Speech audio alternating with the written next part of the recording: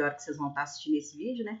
Pessoal, estamos aqui com a primeira mini aula do nosso módulo 5, nosso último módulo, tá? Desse ano letivo, onde hoje nós falaremos sobre as principais grandezas e unidades da química, tá? Essa mini aula é uma mini aula muito importante, pois ela é uma introdução ao cálculo estequiométrico, que é o último conteúdo que nós veremos aí nesse ano letivo, tá? Aqui nessa mini aula nós vamos entender, vamos conceituar, abordar as principais grandezas e unidades, tá, que nós utilizamos na química. Então é uma mini aula super importante, tá? Espero que vocês gostem do conteúdo e que de alguma forma essa videoaula aqui possa auxiliar aí no estudo de vocês. Bora lá então para a nossa aula de hoje? Bom, já falando sobre as principais grandezas utilizadas na química, né? Nós dentro da química nós utilizamos diversas grandezas e unidades, tá? E hoje nós veremos algumas dessas principais, tá? As grandezas são utilizadas, então, para expressar as mais diferentes quantidades na química, tá? Hoje nós veremos o conceito de massa atômica, de massa molecular, um conceito super importante que é o conceito de mol, sem dúvida um dos conceitos mais importantes dentro da química.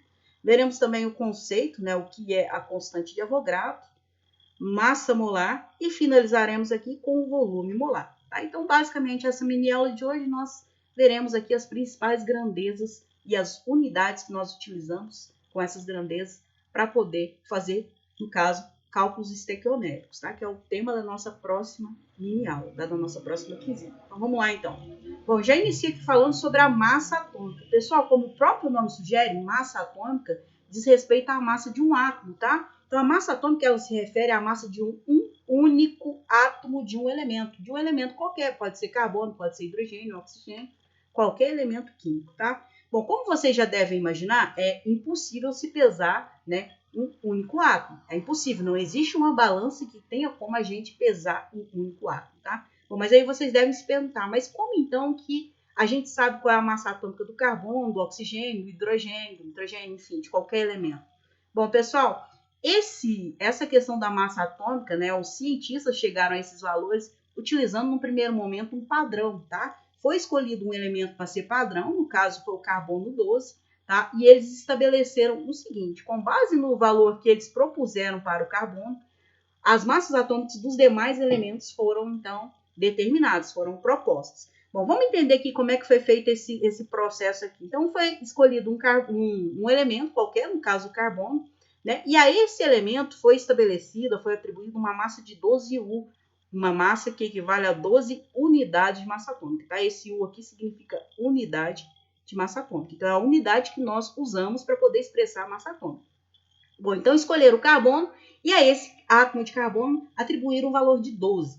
Para ficar mais fácil de vocês entenderem esse conceito de massa atômica, eu vou fazer uma simples analogia aqui, ó. Imagina que um átomo de carbono, ele é uma pizza. Tá? Então, se um átomo de carbono pesa 12 U, pesa 12 unidades de massa atômica, imagine que cada U, cada pedacinho cada fatia dessa pizza aqui com 12 pedaços equivale a uma unidade de massa atômica.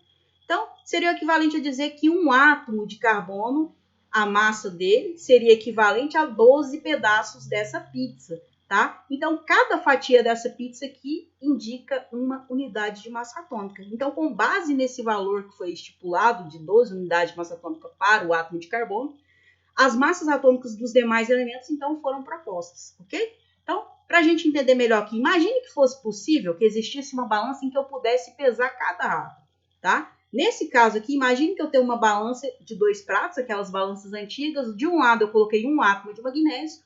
E para equilibrar essa balança, eu precisei de 2 átomos de carbono, tá? Nós sabemos que cada um deles pesa 12 U, então se eu tenho 2 átomos de carbono, vou ter 24 U. Ó, a massa atômica, como nós vimos, ela é expressa em unidade de massa atômica, que é o U, tá? De forma que 1 U, ou seja, um pedacinho daquela pizza, corresponde a 1/12 da massa do elemento carbono. Bom, então como é que foi determinada a massa do magnésio? O magnésio pesa 24 U, significa que a massa dele é equivalente a 2 átomos de carbono, ou seja, se a gente fizesse a analogia, a massa atômica do magnésio seria equivalente ao que? A 2 pizzas inteiras, tá? De carbono 12. Né? Nós vimos ali que um carbono ali, a massa de um carbono seria equivalente, né? Fazendo uma analogia a uma pizza de 12 pedaços. Então, o magnésio aqui, por pesar 24 U, a massa dele seria equivalente a 2 pizzas inteiras de carbono, ou seja, 24 pedaços, tá? Então, o átomo de carbono foi escolhido como padrão, cada pedacinho, cada fatia daquela pizza foi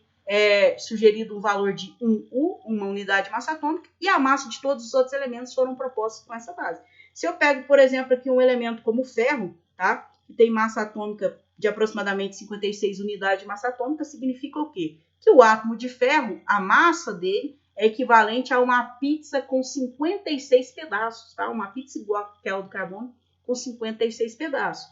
Se eu pego um outro elemento aqui, por exemplo, o potássio, massa atômica 19, não, massa atômica 39, tá? Significa que um átomo de potássio tem uma massa correspondente, seria equivalente a uma pizza com 39 fatias daquela fatia de carbono. Tá? Então, massa atômica é um conceito que a gente usa para expressar o quê?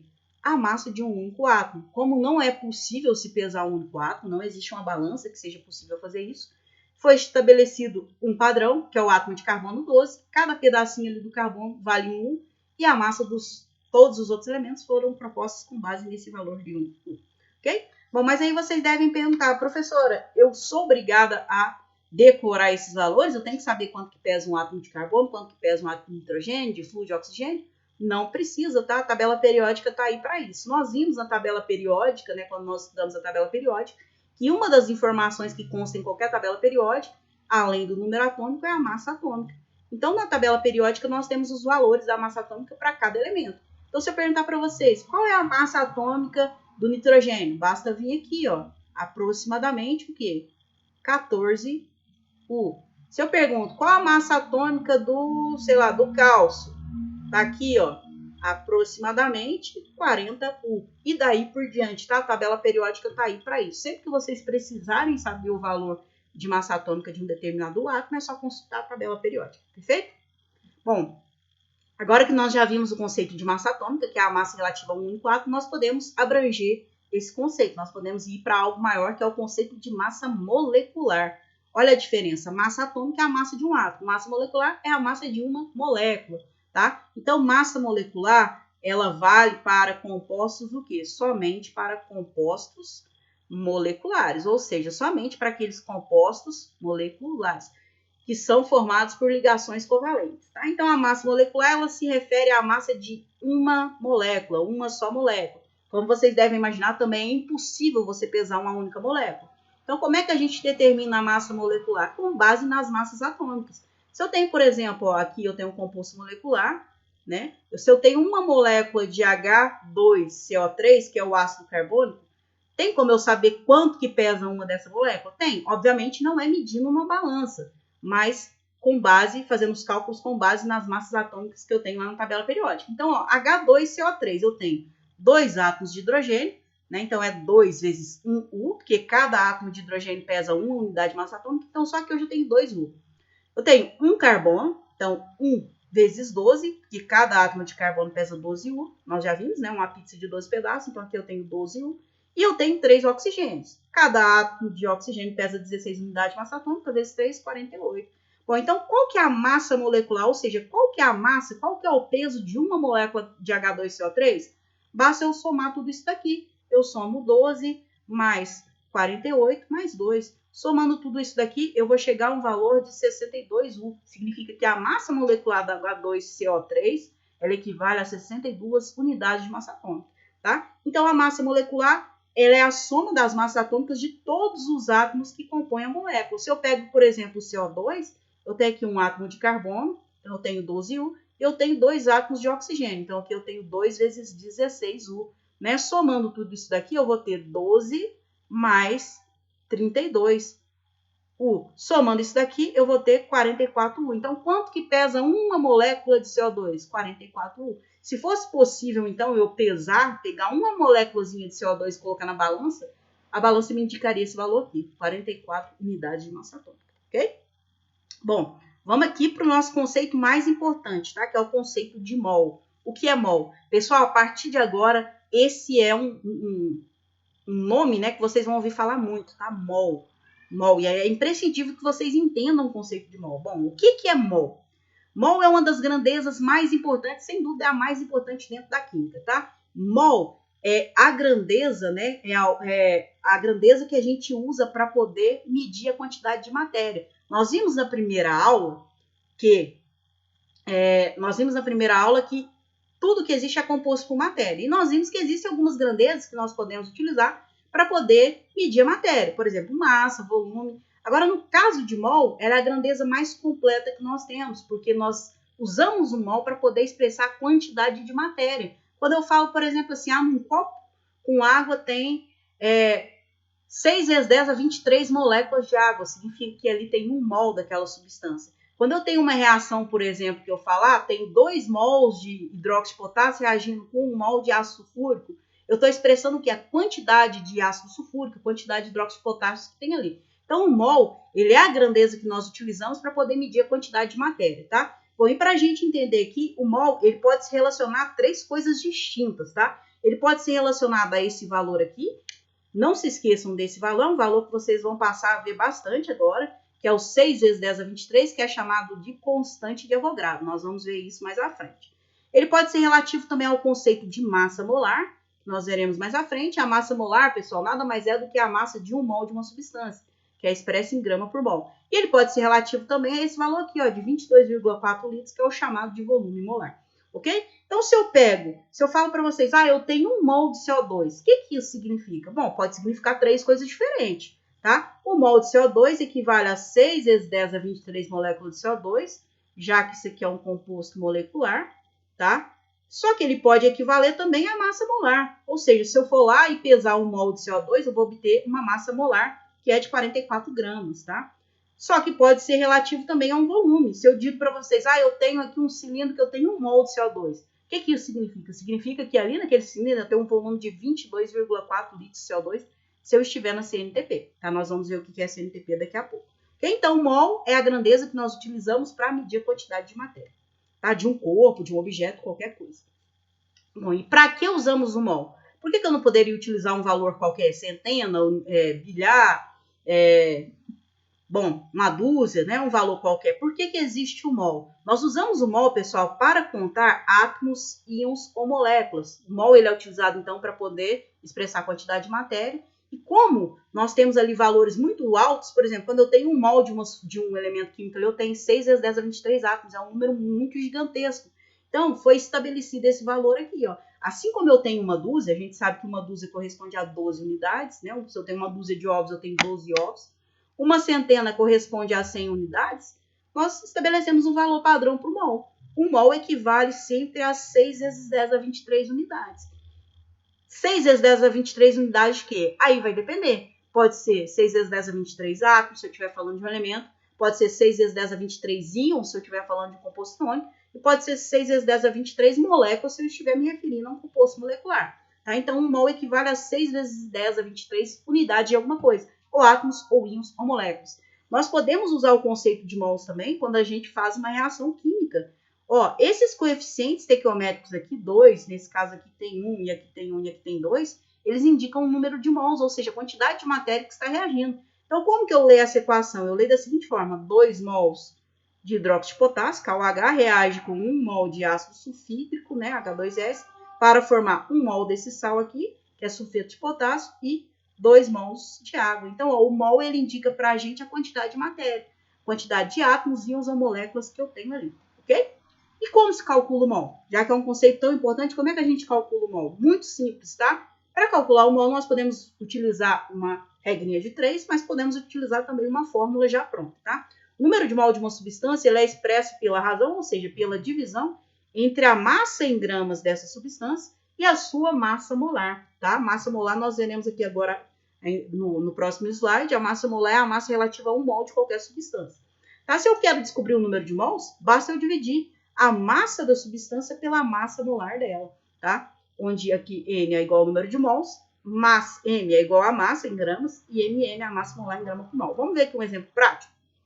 Vamos praticar? Bom, 108 gramas de água equivale a quantos mols de água? Se eu for lá, por exemplo, pegar um copo, colocar na balança, colocar ali 108 gramas de água, né, pesar 108 gramas de água, quantos mols de água eu vou ter ali naquele copo? Muito simples de deduzir isso daqui, tá? Eu posso usar duas formas. Primeira forma, vou utilizar uma regrinha de 3. Primeira coisa que eu vou ter que fazer é calcular a massa molar da água, tá? Então, eu já sei aqui que a água, a fórmula dela é H2O, tá? Para me calcular a massa molar da água, eu tenho que ver aqui que eu tenho 2 mols de hidrogênio aqui, né? Então, vou ter 2 vezes 1 grama, tá? Porque cada mol de hidrogênio pesa 1. Nós veremos isso aqui agora há pouco. 2 vezes 1 aqui eu tenho 2 gramas. No caso aqui do oxigênio, eu tenho 1 mol de oxigênio, né? Já que eu tenho apenas um oxigênio aqui, vezes 16 gramas que pesa cada um. Então, aqui eu tenho um total de 16 gramas. Bom, então, qual que é a massa molar da água? A massa molar da água, basta eu somar 16 gramas mais 2 gramas. Então, significa que 1 mol de água, ele pesa 18 gramas por mol, ok? Então, isso aqui é a massa molar. Veja a diferença. Massa atômica é expressa em U, massa molecular é expressa em U também. Agora, a massa molar, que é a massa relativa ao mol, ela é expressa em gramas, ok? Então, o primeiro modo de determinar aqui quantos mols que eu tenho, eu vou usar uma regrinha de 3. Então, eu já sei que 1 mol de água equivale a quanto? Equivale a 18 gramas, tá? Só que eu não tenho só 18 gramas. Eu pesei ali no copo 108 gramas. Então, muito fácil de eu determinar isso aqui. Quantos mols equivale a essa massa? Bom, então, basta eu fazer, né? Que eu tenho x vai ser igual a 108 dividido por 18, né? Aqui. Como é que vai ficar? X é igual a 6 mols, tá? Aqui usando uma regrinha de 3. Segunda forma que eu posso usar é aplicando a própria fórmula, né? Fórmula, nós sabemos que o número de mols é igual à massa que eu tenho sobre a massa molar da substância, então fica fácil, vai dar na mesma, né? Massa que eu tenho, que eu pesei no copo, 108 gramas, tá?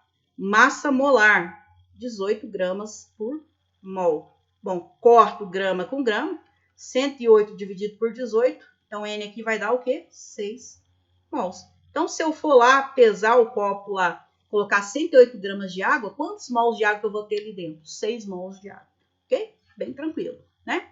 Pessoal, um outro conceito muito importante é o conceito de constante de Avogadro, né? A constante de Avogadro é esse valor aqui que nós já vimos, que já apareceu para vocês, esse valor super importante, vocês nunca devem esquecer, 6 vezes 10 a 23. Lembrando que esse 6 vezes 10 a 23 aqui eu estou arredondando, tá? Mas o valor verdadeiro é 6,022 vezes 10 a 23. Na verdade, ele é uma dízima periódica, esse valor continua aqui, tá? Mas arredondando seria 6 vezes 10 a 23, tá? Então, esse valor numérico que é de 6 vezes 10 a 23, que expressa a quantidade de matéria presente em 1 mol de qualquer substância, ele é denominado constante de Avogadro, tá? Esse nome, constante de Avogadro, foi determinado, né, foi atribuído em homenagem a esse cientista aqui, que é o Amadeu Avogadro, tá? O Avogadro, realizando as pesquisas dele, né, ele fez vários testes lá experimentais e ele chegou à conclusão que 1 mol de um elemento corresponde a 6 vezes 10 a 23 átomos daquele elemento, 1 mol de uma substância molecular corresponde a 6 vezes 10 a 23 moléculas e 1 mol de um composto iônico equivale a 6 vezes 10 a 23 íons. Olha só, esse valor aqui é comum às 3 situações, né? Então, foi estabelecido esse valor aqui, 6 vezes 10 a 23, é o valor relativo a 1 mol, tá? Esse valor ele é sempre uma constante, o que quer dizer que independente de ser 1 mol de CO2, 1 mol de água, 1 mol de oxigênio, sempre vai ser esse valor, por isso é uma constante. No caso, quem determinou foi o Avogadro, então ficou conhecido como constante de Avogadro. Então, quando vocês ouvirem falar em constante de Avogadro, só lembrar desse valor, 6 vezes 10 a 23 alguma coisa, que é igual a 1 mol de qualquer coisa, ok? Então, 1 mol de água, que é um composto molecular, vai equivaler ao quê? A 6 vezes 10 a 23 moléculas de água, ok?